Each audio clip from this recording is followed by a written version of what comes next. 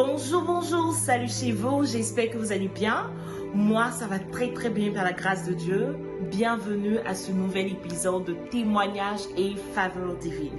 Si vous êtes nouveau sur ma chaîne, bienvenue. Mon nom c'est Nao Aboké et c'est toujours un plaisir pour moi de m'asseoir et de partager avec vous un témoignage très très édifiant.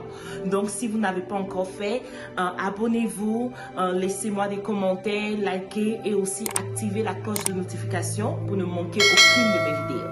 Aujourd'hui, je commence une nouvelle rubrique que j'ai appelée le rendez-vous au canapé. C'est une rubrique qui me donne l'occasion de pouvoir échanger directement avec ces personnes qui ont ces grands témoignages et leur poser des questions que tout le monde se pose, le sentiment qu'ils ont eu quand ils passaient par ces moments difficiles et tout, comment ils ont prié, comment ils ont fait vraiment pour arriver là où ils sont aujourd'hui. Et je suis vraiment contente de commencer cette rubrique-là. Notre premier invité aujourd'hui, c'est quelqu'un de très spécial à mon cœur. Et depuis lors, il m'a raconté ce témoignage-là et il voulait que je le raconte comme je le fais d'habitude. Mais je me disais toujours non, c'est toi qui dois raconter ça parce qu'il y a trop d'émotions, il y a trop de choses là-dedans. Je pense que c'est toi-même qui dois raconter. Donc il est là avec nous. Sans plus tarder, prenez votre Bible, asseyez-vous et on se dit à tout de suite.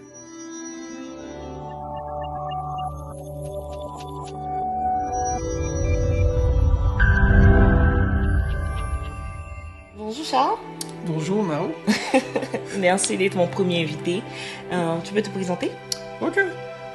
Bonjour à tous, chers abonnés. Je me nomme Charles Brice Aboké. Je suis l'époux de Nao Aboké. Et c'est un plaisir pour moi d'être là, de pouvoir débuter cette première édition du rendez-vous au canapé. Je tenais à préciser que ton témoignage est très long. Donc, on a décidé de faire le témoignage en 3 parties. Donc, ça, c'est la première partie. Et dans les semaines qui suivent, on pourra poster la 2e et la 3e partie. Donc, soyez aux aguets, attendez ces parties-là parce que vous serez très, très édifiés. Donc, la première partie du témoignage, c'est déjà quand tu étais à Abidjan, en Côte d'Ivoire. Comment ça s'est passé là-bas pour que tu arrives ici aux États-Unis? Yeah, ok.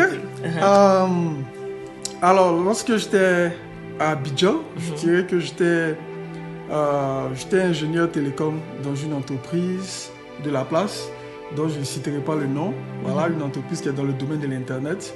J'étais ingénieur télécom dans cette entreprise-là. Et arrivé à un certain moment, j'avais cette volonté de vouloir aller continuer mes études à l'étranger. Okay. À l'étranger, principalement aux États-Unis, pour pouvoir améliorer mes compétences, connaissances et tout dans le domaine des télécoms, du management des télécoms. Comme tout jeune en Côte d'Ivoire, pas tout le monde veut venir à l'étranger, en France, aux États-Unis et tout. Donc c'est comme un rêve que tu avais. Voilà, ok. Voilà. Et donc j'ai commencé à épargner. J'ai commencé à épargner par rapport à ce voyage.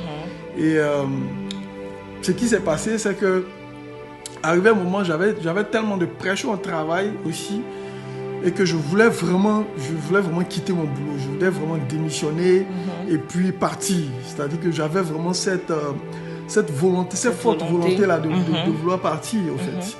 Alors donc, arrivé à un certain moment, j'ai décidé de démissionner.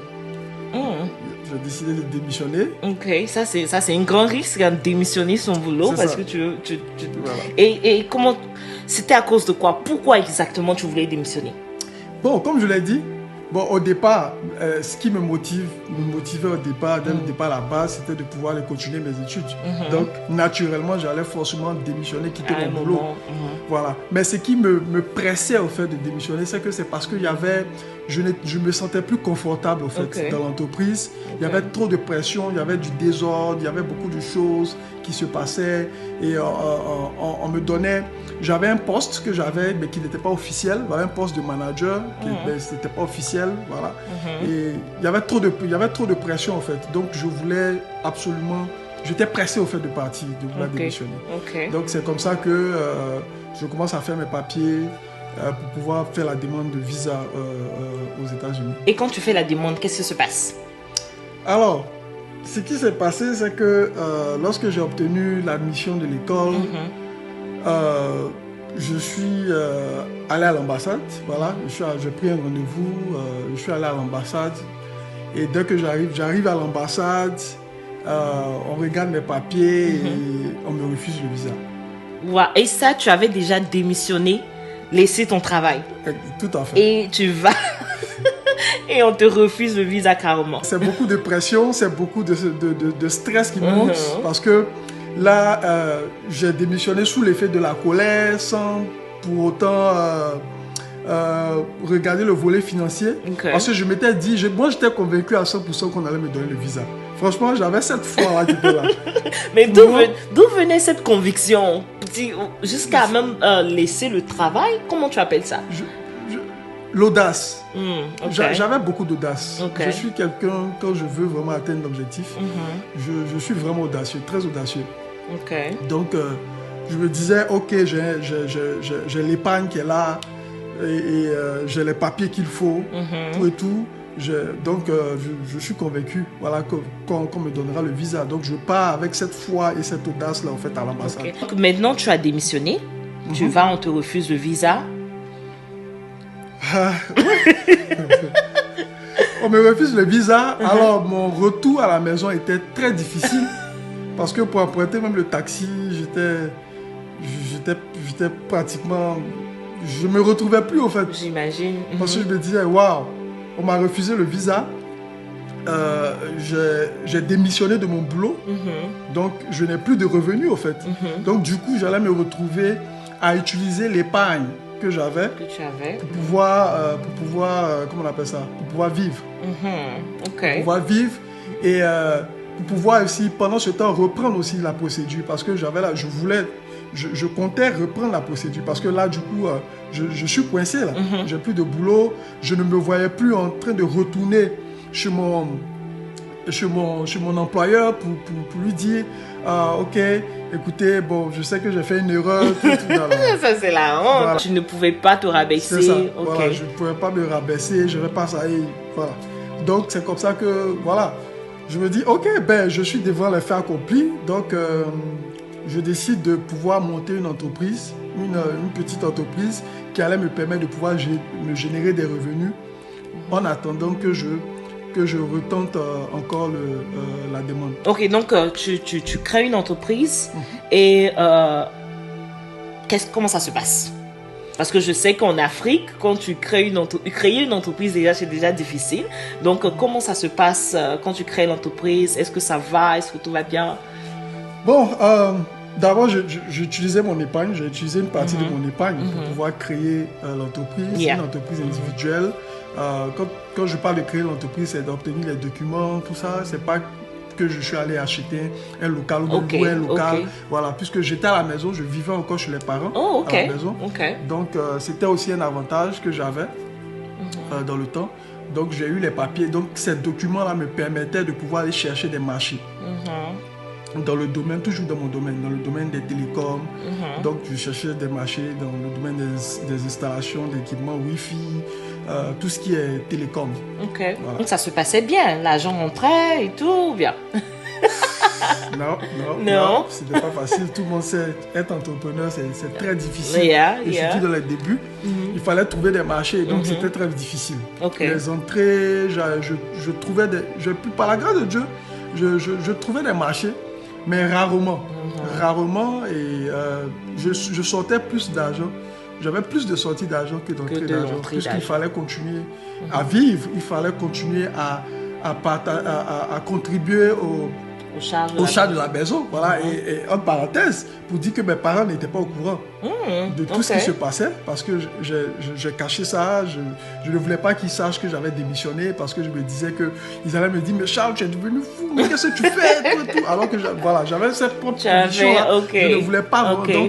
Donc, c'est avec cette épargne-là que je continuais à payer mes charges, à contribuer aux charges de la maison. Et personne ne savait que quand je sortais, je disais que je partais au travail. Bon, je ne mentais pas vraiment parce que je partais dans le nouveau travail, mais ce n'était pas au niveau de l'entreprise où tu travaillais. Je bossais, en fait. La deuxième tentative du visa, et là, comment ça se passe? Oui. Alors là, je fais une deuxième tentative. Alors je reprends les documents, je réactualise les documents et je pars à l'ambassade parce que j'étais sûr que je dois avoir le visa. J'ai tous les documents. Donc pourquoi on me refuse le visa? Et le truc aussi à l'ambassade, c'est que quand on te refuse le visa, on te donne un document qui n'explique pas en fait. Le document te dit simplement que votre visa a été refusé, voilà. Bon, c'est à toi de certainement savoir pourquoi ou voilà. Ils ne donnent pas de raison en fait. Donc la première fois qu'ils t'ont refusé le visa, ils n'ont pas donné de raison. Et voici encore une deuxième fois où tu vas maintenant. Bon, là, quel est le résultat? Tu as le visa ou bien qu'est-ce qui se passe? Je pars, là j'arrive à l'ambassade, un peu stressé encore une fois, mais je me dis, Dieu est au contrôle, Dieu est avec moi, voilà. Mais il y a ce petit stress là qui est là, cette petite peur là. Ces pensées négatives là qui se disent, qui viennent et qui me disent, je me dis, et si on te refuse encore? Et si on te refuse? Et puis je pense à mon épargne, il te reste combien? C'est-à-dire qu'il y a cette voix négative là qui te dit, tu vois combien il te reste, non? Tu vois? Donc, et je rejette ces paroles et je me dis, non, je fonce. Et tiens-toi bien, lorsque j'arrive, c'est la même personne qui m'a refusé le visa. Non. Je tombe sur cette même personne. Ok. Et quand je suis tombé sur cette personne-là, franchement, j'avais un petit découragement parce que je me disais, waouh. Parce que tu t'en vas là-bas, la première personne qui t'a refusé le visa, la première fois, tu la rencontres encore la deuxième fois. Donc, c'est comme si tu as 90% sûr que cette personne encore va te refuser. Voilà. Et le truc, c'est qu'il y avait plusieurs. Il y a plusieurs personnes qui reçoivent les documents. Parce que quand vous vous asseyez, vous êtes aligné et on vous appelle. Un peu comme à la banque, on vous appelle. Voilà. Donc, quand je l'ai vu, intérieurement, je priais même pour ne pas que je parte sur lui. Ne pas tomber sur lui. Mais, voilà, je suis arrivé chez lui. C'était encore lui. Et lorsque je lui ai donné mes documents, il a regardé, il est allé sur l'ordinateur, tapé la base de données, il a saisi mes informations et forcément, toutes mes informations sont sorties. Et il m'a redonné mes papiers et puis il m'a dit clairement dans les yeux que je ne peux pas te donner le visa. Waouh! Waouh! Mais là, tu t'es pas senti comme s'il avait quelque chose contre toi? Je sais pas, parce que la première fois, tu me refuses, la deuxième fois, tu me regardes dans les yeux pour me dire, je ne peux pas te donner. Comme si la décision vient de toi, quoi. Donc, tu t'es pas senti comme si il avait quelque chose contre toi, ou bien comment tu t'es senti? Bon, je me suis dit, puisque c'est cette même personne, c'était lui qui m'avait reçu. Donc, je suis sûr que quand il a saisi mes informations, je suppose, quand il a saisi mes informations, il a vu notre échange. Parce que généralement, quand on communique, ils saisissent tout. Okay. Ils saisissent tout. Donc, il a certainement vu nos échanges et il s'est peut-être rappelé. Attends, mais c'est ce jeu-là.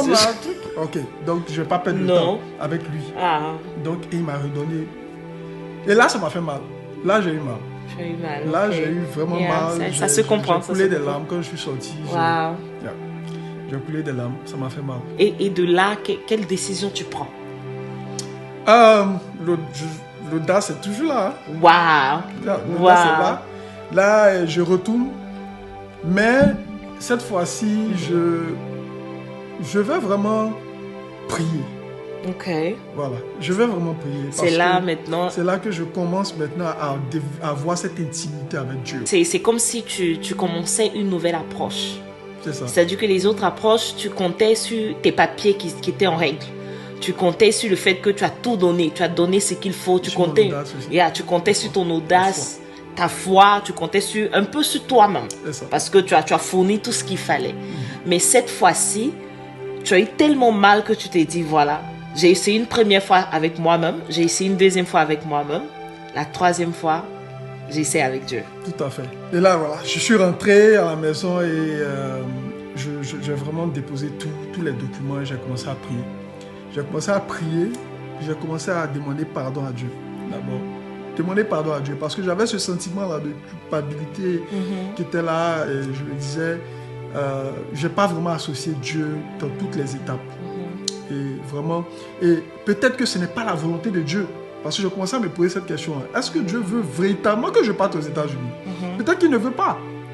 Tu vois. Peut-être qu'il veut me protéger contre quelque chose. Quelque chose. Donc, c'est dans l'intimité que je serai guidé. Exactement. Voilà. Et je veux faire une pause sur là.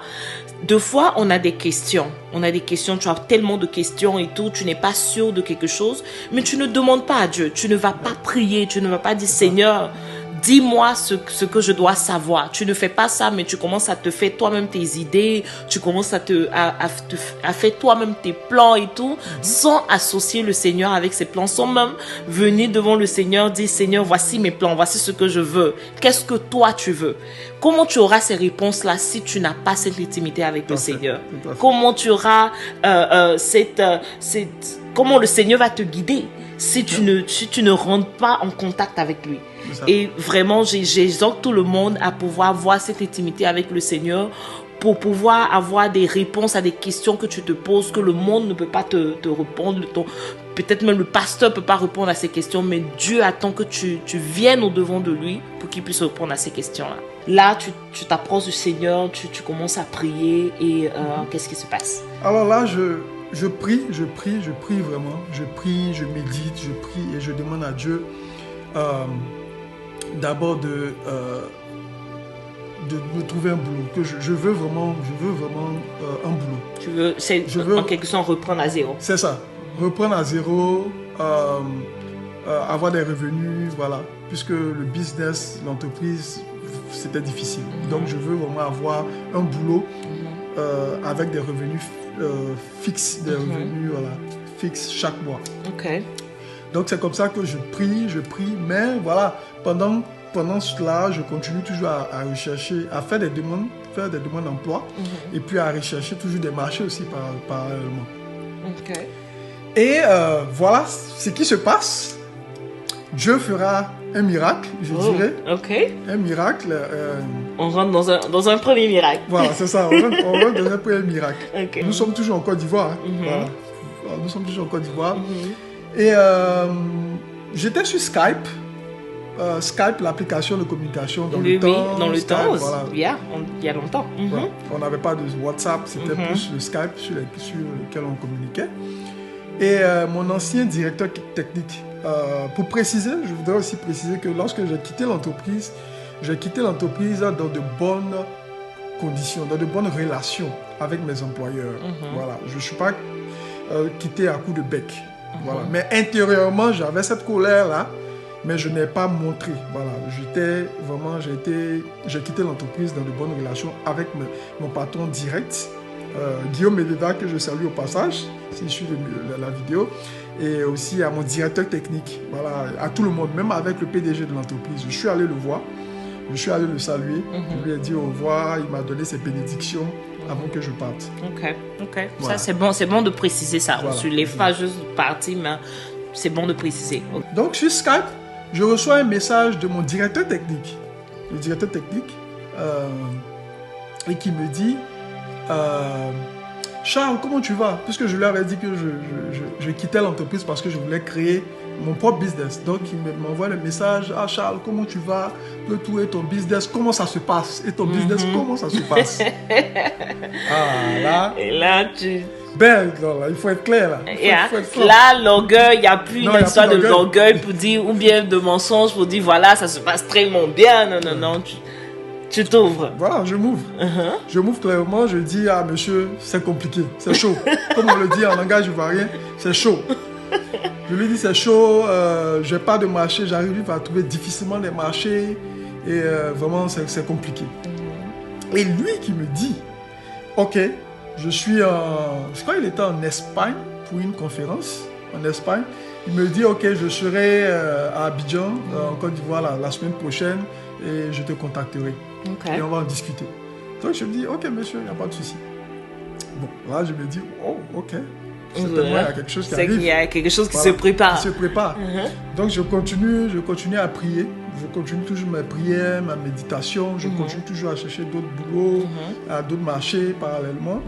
Et voilà que la semaine, il m'appelle.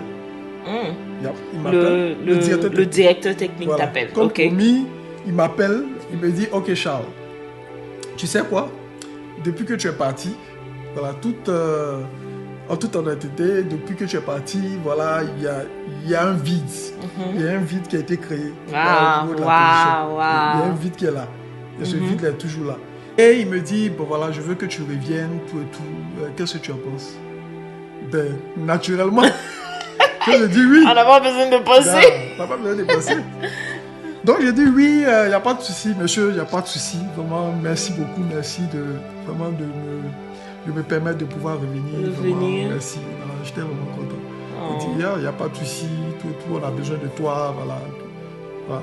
Et dès qu'on coupe, je me mets à genoux, je fléchis genoux, je dis merci à Dieu parce qu'il m'a exaucé. Wow. Il m'a exaucé, Dieu m'a exaucé, il m'a répondu. Ça n'a pas été facile, c'était pas facile, du tout facile. J'avais pratiquement plus rien dans mes épargnes. J'avais pratiquement plus rien. Et c'est à ce moment-là que mon directeur technique me donne l'opportunité de reprendre. Ça, c'est la grâce de Dieu. C'est la grâce de Dieu parce que c'est une compagnie qui va te rappeler pour que tu reviennes. Et bon, je sais pas. J'avais démissionné. Que tu avais démissionné, exactement. Tu as démissionné et te rappeler pour que tu reviennes, c'est pas évident. C'est pas évident. Ok.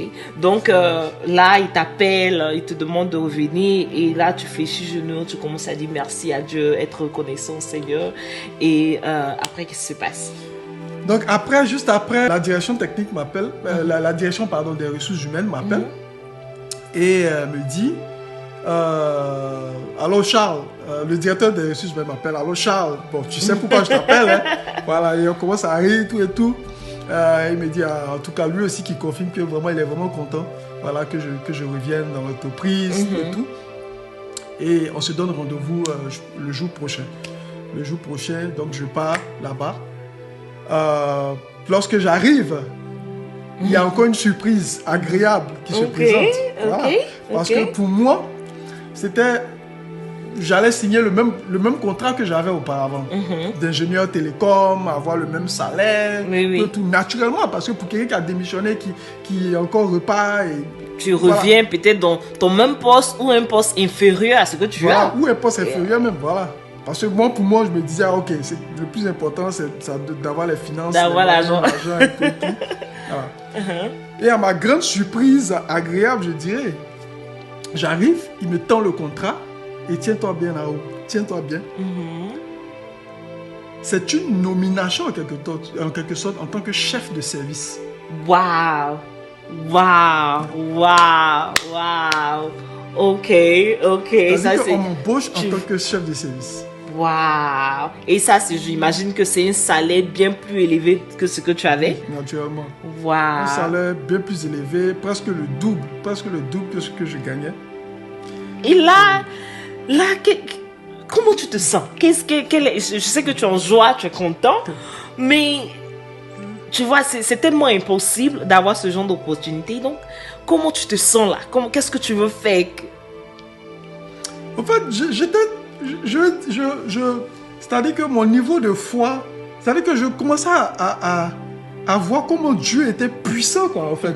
C'est-à-dire comment Dieu était fort. C'est-à-dire qu'il est capable de faire des choses que tu ne peux pas imaginer, en fait. C'est-à-dire qu'il va au-delà, il va au-delà de ton imagination, au-delà même de ce que tu penses. En fait, je ne pourrais jamais imaginer cela.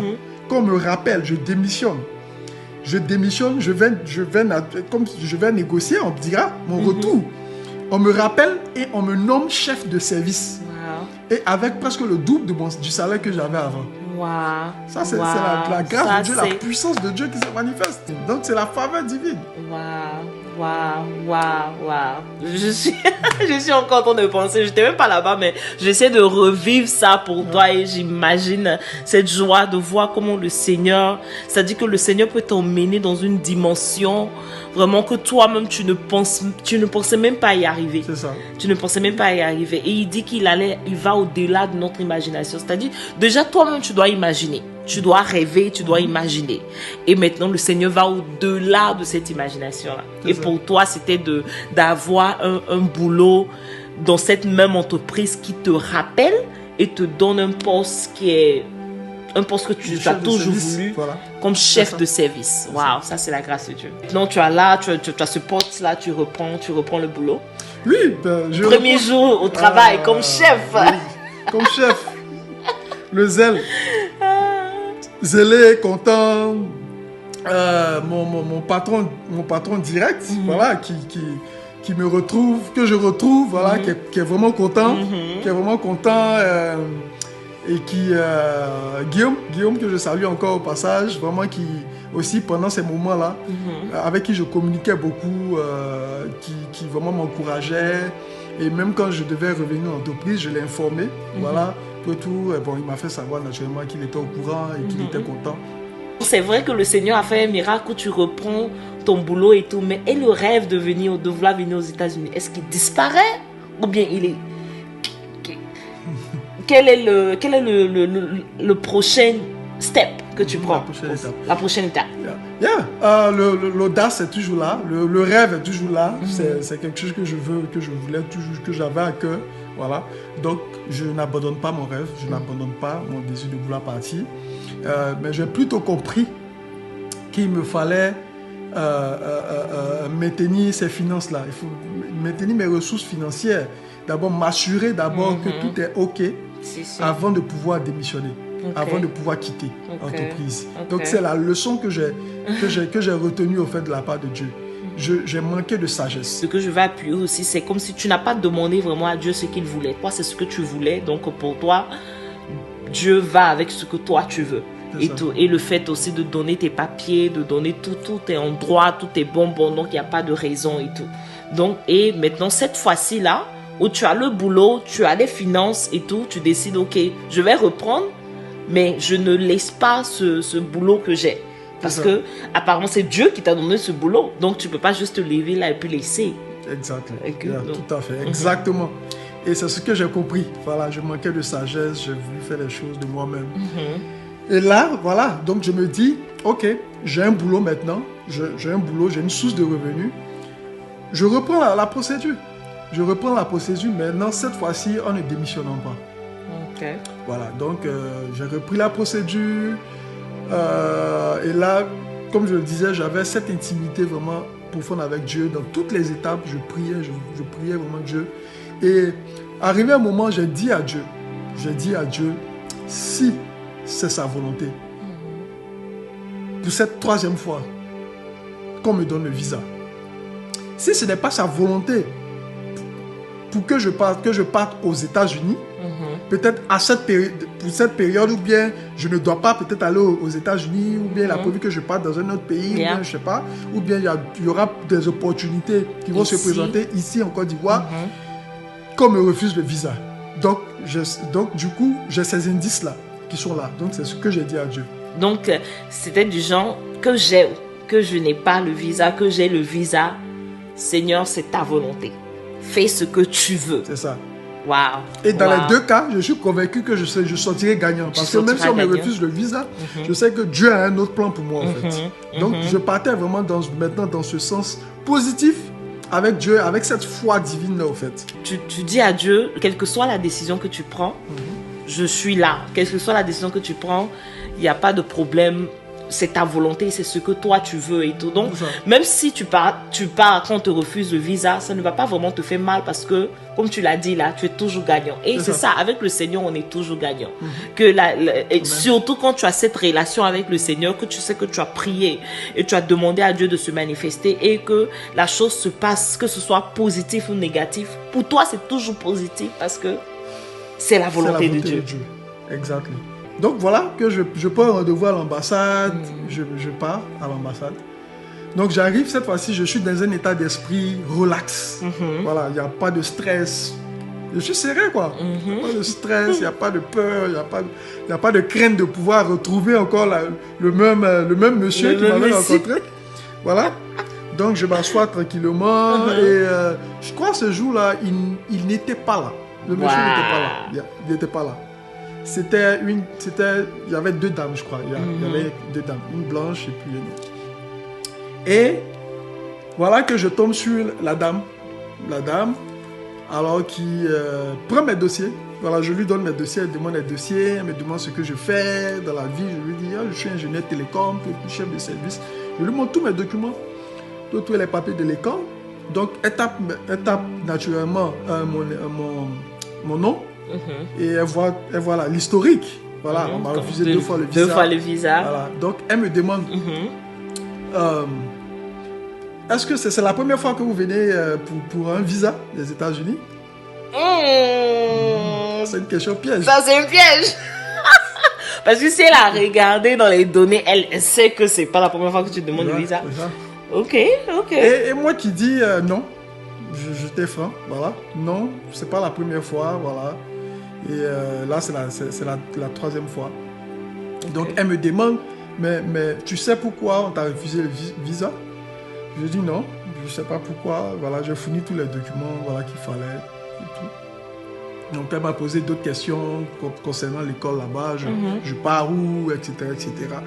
Et, tiens-toi bien, ce qui se passe, c'est que généralement, quand tu dois recevoir le visa, on te donne le passeport, ils récupèrent le passeport et ils te donnent un bandeau, un petit papier, un bout de papier, et ils te disent, ok, passez récupérer votre passeport le lundi ou bien le mardi. Quel jour? Tu donnes un jour pour que tu reviennes. Ils te donnent un jour. Ou si on te refuse le visa, comme on me l'a fait, on te redonne ton passeport et puis ils te donnent le papier. Elle a le passeport, donc elle a tous les documents et elle me dit qu'on va m'appeler. Qui vont m'appeler, voilà, je crois dans une semaine ou 2 semaines qui vont m'appeler. Waouh. Elle ne te donne rien qui te dit que peut-être oui, tu as eu le visa ou pas, mais elle récupère tous tes documents, ton passeport, et elle te dit on va t'appeler, on va te revenir. C'est ça. Et même le papier de refus, puisqu'on m'a pas donné le papier de refus, donc je sais pas, on m'a refusé le visa, j'ai eu le visa, je sais pas. Je suis dans la confusion en fait. Waouh. Ok, donc je retourne avec plein de questions de la tête, dans la voiture, je me demande, je questionne Dieu, mais qu'est-ce qui se passe, qu'est-ce que ça signifie en fait. Yeah. Donc j'arrive à la maison, je prie Dieu, je dis merci à Dieu vraiment pour ce moment-là, vraiment, je reste dans l'attente, voilà, je reste dans l'attente, tout et tout. Mais voilà, j'avais quand même ces questionnements-là qui me trottinaient la tête à chaque fois en fait. Ok. Mais ce qui me plaît, c'est que tu es parti à la maison, tu allais prier, tu allais toujours dire merci à Dieu. Moi, je vois ça plus peut-être comme un test. Tu vois, un test que Dieu peut-être voulait faire pour voir si, ok, il dit que quand on lui donne le visa, quand on ne lui donne pas, lui, non, c'est la volonté de Dieu. Ça. Et là, tu n'as pas de réponse, tu ne sais pas si on te donne ou ne te donne pas. Peut-être c'était un test où le Seigneur voulait te tester, voir est-ce que, attends, je vais voir si celui-là, il tient à ses paroles et tout. Mais le fait que tu retournes à la maison, tu vas prier, tu vas dire, Seigneur, tout est entre tes mains et tout, et ça, je dis, c'est un bon geste. C'est ça. Donc, pendant ces 2 semaines, ces semaines d'attente, qu'est-ce qui se passe? Donc, pendant ces semaines d'attente, voilà, je pars au boulot, je travaille sur les projets, donc là, je suis occupé, donc je ne pense pas vraiment à ça à 100%, puisque j'étais vraiment focalisé sur les projets, tout. Et jusqu'à ce que, alors j'étais en réunion, voilà, j'étais en réunion et à peine après avoir fini la réunion, mon téléphone sonne. Allô, donc je décroche. Je décroche. Allô, c'est M. Aboké? Oui, c'est M. Aboké. Ok, c'est l'ambassade des États-Unis. Votre visa pour les États-Unis est prêt. Venez passer récupérer votre passeport. Waouh. Jésus. Ok. Donc, on voulait te dire que tu as le visa. Que j'ai le visa. Et là, quelles sont les émotions? C'est-à-dire que j'étais soulagé. C'est-à-dire que un soulagement, une certaine joie qu'on ne peut pas exprimer et une certaine... je sais pas, on peut pas exprimer, on peut pas expliquer au fait. Wow. C'est tellement fort. Wow. Et je dis éternellement merci à Dieu, quoi. Je continue à dire merci à Dieu. Waouh, je ne revenais pas, en fait. Pour moi, c'était comme un rêve, en fait. C'était comme si je rêvais, en fait. Waouh, Jésus est vivant. Dieu, oh my God. c'est tellement extraordinaire comment le Seigneur travaille. C'est-à-dire que, mais pour savoir ça, il faut, comme je l'ai dit, il faut rentrer dans l'intimité avec Dieu pour voir un peu ce qu'il a pour toi, ce qu'il veut pour toi et tout. Donc, tu prépares ton voyage et tout, et tu as dit aux parents? Oui, bien sûr, bien sûr. Voilà, j'ai dit aux parents, bon, je leur ai épargné l'aventure. L'aventure, Je leur ai épargné l'aventure. Quand j'ai eu le visa, je leur ai dit que j'ai eu le visa. Ma mère qui était contente, à la fois un peu triste parce qu'elle se disait, je suis le dernier de la famille, voilà, mon petit, son bébé va partir. Voilà. Mais elle était contente. Papa aussi, papa était content. Tout le monde, voilà, donc on a organisé un repas, voilà, pour me dire au revoir à la maison, où chacun, papa, maman me donnait des conseils d'usage, mes frères et sœurs également me donnaient des conseils, voilà. Et voilà, c'est comme ça que voilà, j'ai le billet d'avion, je pars quelques jours après à l'aéroport. Voilà, arrivé à l'aéroport, comme on le dit, le premier gaou. Voilà, premier gaou. Voilà, à l'aéroport, je rentre, tout. Dans l'avion, comment c'est passé? Dans l'avion, waouh, le décollage. Le décollage était difficile. Le décollage était difficile. J'avais peur du décollage. J'ai eu peur quand même. J'ai eu peur. Pour être honnête, c'est le premier décollage. Mais bon, après c'est plus ça. C'est plus ça, ok. Donc, ouais, quand on a décollé, waouh, j'ai attrapé mon siège. Sereine, bon, tu vois un peu relax façon, là, tu ne veux pas que mes voisins voilà, sachent que c'est un premier gars quoi, voilà, qui est en train de s'envoler parce que c'était mon premier voyage en avion aux États-Unis. Et voilà, on arrive, ma première escale, j'arrive à Atlanta et tiens-toi bien, je suis sur le point d'être rapatrié en Côte d'Ivoire. Non, non. Tu sais quoi? On va s'arrêter là. On va mettre fin à la première partie. Okay. C'est la fin de la première partie. Donc, ne manquez pas cette deuxième partie parce que dès qu'il arrive aux États-Unis, le pays où il rêvait tant d'y être, voici là, il est sur le point d'être rapatrié.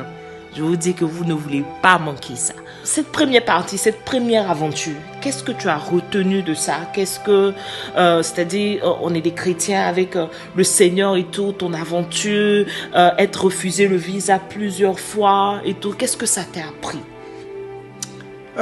Beaucoup, il y a beaucoup de leçons à tirer. Beaucoup de leçons à tirer. D'abord, dans un premier temps, l'intimité avec Dieu. Donc, tout ce qu'on fait, il faut vraiment développer cette intimité avec Dieu parce que c'est en ayant cette intimité avec Dieu que Dieu va nous parler. Dieu va nous parler d'une manière ou d'une autre. Il peut nous parler dans les songes, il peut nous parler à travers des signes, des réactions, ou bien il peut nous parler à travers d'autres personnes. Il peut vous parler à travers des signes. Comme moi, mon cas, je lui ai dit, ok, si il est ok avec le visa, que je puisse partir. Dans le cas contraire, voilà, que je reste. Voilà. Donc, moi, c'est cette méthode-là que j'ai utilisée. L'intimité avec Dieu et la persévérance. Parce qu'il est dit dans Jacques 1,4 que la persévérance accomplisse parfaitement sa tâche. Afin que vous soyez parfaits et accomplis sans faillir en rien. Donc, quand vous avez la volonté, vous avez cette volonté de vouloir accomplir quelque chose, vous voulez vraiment réaliser un rêve, c'est-à-dire que ne vous découragez pas dès le premier peut-être échec. Le premier échec, parce que vous apprenez au fait de vos échecs. Donc il faut persévérer. Donc la Bible même demande de persévérer. Donc la persévérance, l'intimité avec cette persévérance-là, l'intimité avec Dieu avec cette persévérance-là, et agir avec sagesse. Il faut agir avec sagesse. Parce que, comme on le dit dans Proverbe 9:10, le commencement de la sagesse, c'est la crainte de l'Éternel, et la connaissance du Saint, c'est l'intelligence. Donc Dieu nous demande de faire preuve de sagesse. Donc il y a la foi, il y a la sagesse, il y a l'intimité avec Dieu, et puis il y a la persévérance. Donc vous devez avoir ces éléments-là, ces 4 éléments-là. En fait. Moi, ce que je veux ajouter aussi, c'est la préparation. C'est-à-dire que le Seigneur te prépare avant de rentrer dans ta destinée. Comme notre pasteur Oscar le disait, et il parlait de la préparation. Il faut être préparé, il faut que le Seigneur te prépare avant de rentrer dans ta destinée, parce que si tu arrives dans cette destinée-là va te rejeter. Pourquoi? Parce que tu n'es pas encore prêt. Et il a pris, le pasteur Oscar a pris l'exemple de David qui est arrivé, qui devait tuer Goliath et tout, et Saül lui a dit non, tu es un enfant, tu ne peux pas tuer Goliath. Et David lui a dit non, le Seigneur m'a préparé parce que j'ai tué des lions à cause de mes brebis. Donc ce géant-là, je peux le tuer parce que le Seigneur m'a préparé. Et dans ton cas, le Seigneur voulait te préparer à ce que tu arrives à avoir ces conclusions-là avant d'avoir le visa. Parce que peut-être si tu avais eu le visa, la première fois, tu allais te dire, ça c'est moi-même, c'est parce que j'ai fourni les papiers qu'il faut, c'est parce que j'ai compté sur ma propre décision, c'était mon propre plan et tout. Tu n'allais pas sûrement donné cette gloire-là à Dieu. Donc le Seigneur voulait te préparer avant que tu arrives aux États-Unis et tout. Et avec toutes les épreuves qu'on va parler dans les semaines à venir, toutes les épreuves que tu as eues, si tu n'étais pas préparé, cette première étape-là, si tu n'étais pas préparé, peut-être le pire allait arriver dans ça. Donc, c'est la foi, la persévérance et aussi laisser le Seigneur te préparer l'intimité avec le Seigneur. C'est ça. Amen. On va prier, on va rendre grâce à Dieu vraiment pour ce moment. On va prier pour ces personnes-là qui peut-être sont en train de passer par des moments difficiles, qui n'ont pas vraiment ils n'arrivent pas vraiment à créer cette intimité-là avec le Seigneur.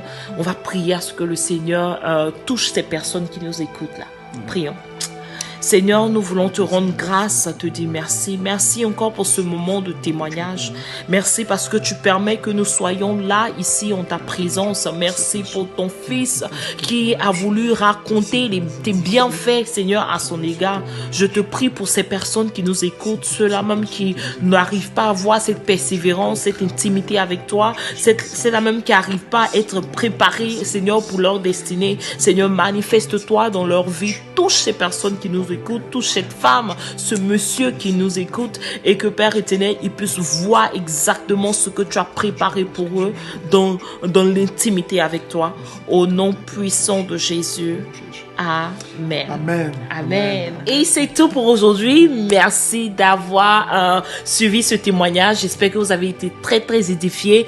N'oubliez pas de laisser des commentaires, de liker et aussi d'activer la cloche de notification pour ne manquer aucune de mes vidéos. Je rends grâce à Dieu pour cette première rubrique du rendez-vous au canapé et j'ai hâte pour la deuxième partie et la troisième partie parce que je suis sûre que vous serez bénis, bénis, bénis.